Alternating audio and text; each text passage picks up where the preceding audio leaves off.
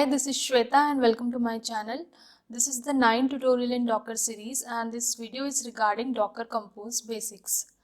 In this tutorial I am going to cover all the basics of Docker Compose, and at the end of the video you will be able to understand what is Docker Compose and you will be able to use Docker Compose in your project. So let's start the tutorial.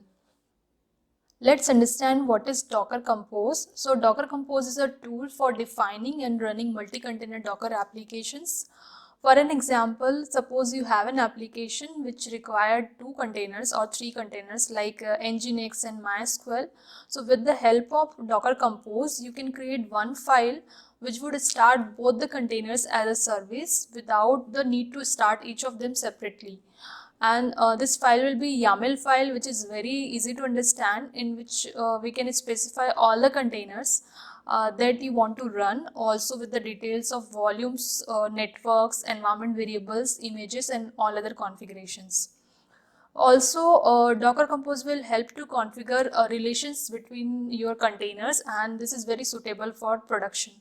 Now let's understand Docker Compose CLI that we are going to use for Docker Compose. The Docker Compose command line is separate from Docker tool, and this comes with the Docker for Windows, Mac and even with the Docker toolbox. But for Linux you have to download it from this link. I will share this link in description box as well.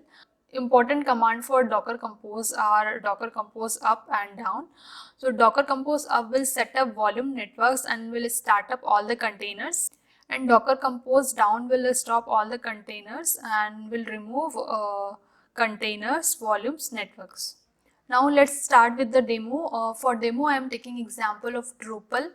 Drupal is open source content management server and it is very good example of fully functional web application, and it needs database running behind it.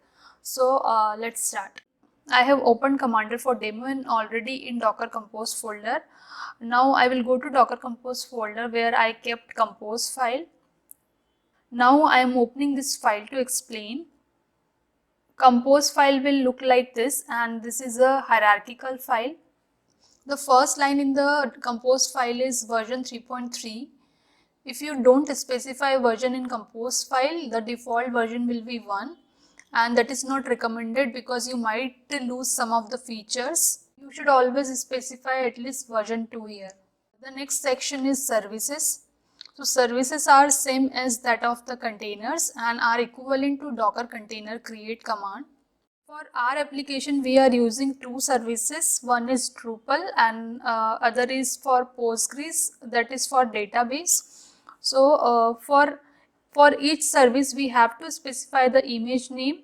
I am using base image. So here it is Drupal colon latest, and latest is the tag. And in the similar way for Postgres also, I am using base image. That will be pulled from hub.docker.com. You can also include ports here. 8080 is the port on which our application will be available on localhost, and 80 is the port of container. Next is volumes. You can also include volumes. If you want to know about volumes related to Drupal, you can go to hub.docker.com and can check what volumes are available with Drupal. Here I am using named volumes, that must be declared into volume section as well. Next is we can also include environment variable like we do with Docker container create command with -e option. So this was the basic understanding of compose file. We will use this file for demo in next step. First, I am executing Docker compose up command to create and startup of the containers and volumes. Make sure compose commands are executed from the directory where compose file is kept. So on Commander, I am already in Docker compose folder. I am using -d option to run it in background. So all the containers are created. We can check by command docker container ls.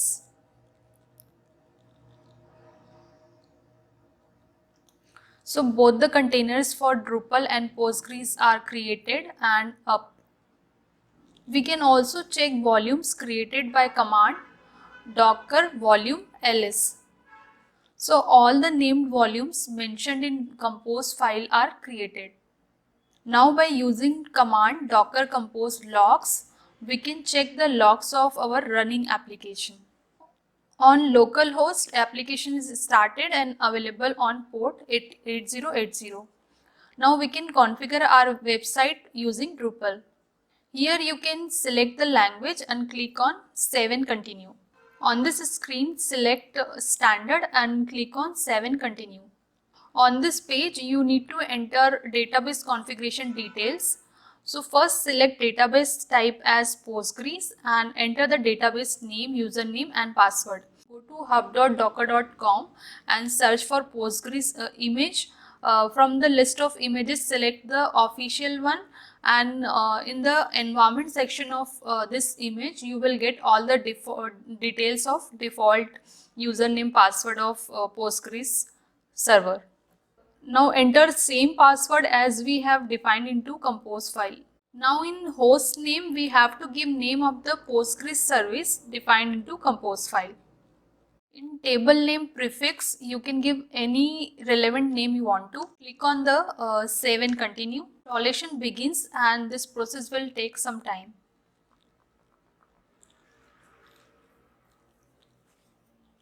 On this page, you have to configure site details and you can enter details according to your requirement for the site creation. So enter all details accordingly and click on save and continue.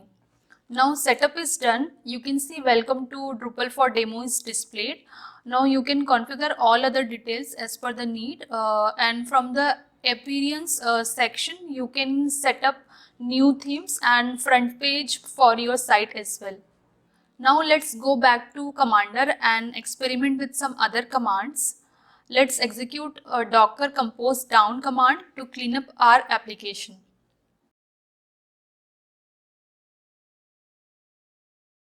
Now again by docker container ls command, we can check all the containers are stopped and removed, and we can also check our application so it's not running because we have cleaned up all the containers.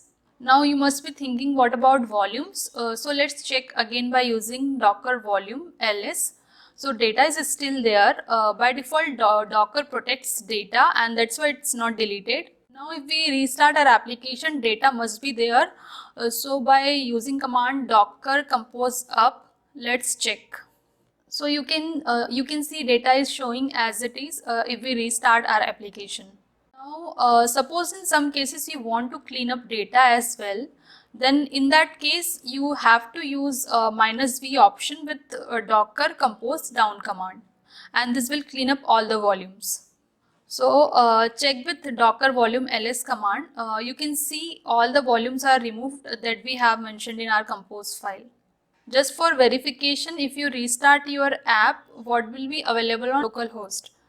So as data is cleaned now, you need to configure everything again.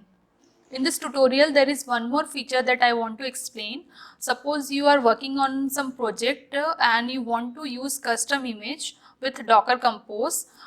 Then you need to modify your compose file. In compose file, below of the image tag, you need to add one more line for build, and build colon a dot, and this dot will show the directory where your docker file is placed, and also modify the name of the image as per your project need. So that's all for this video. I have covered all the important features of docker compose through this tutorial. If you find this video useful, please like, share and comment, and subscribe to my channel for upcoming tech videos. Thanks for watching.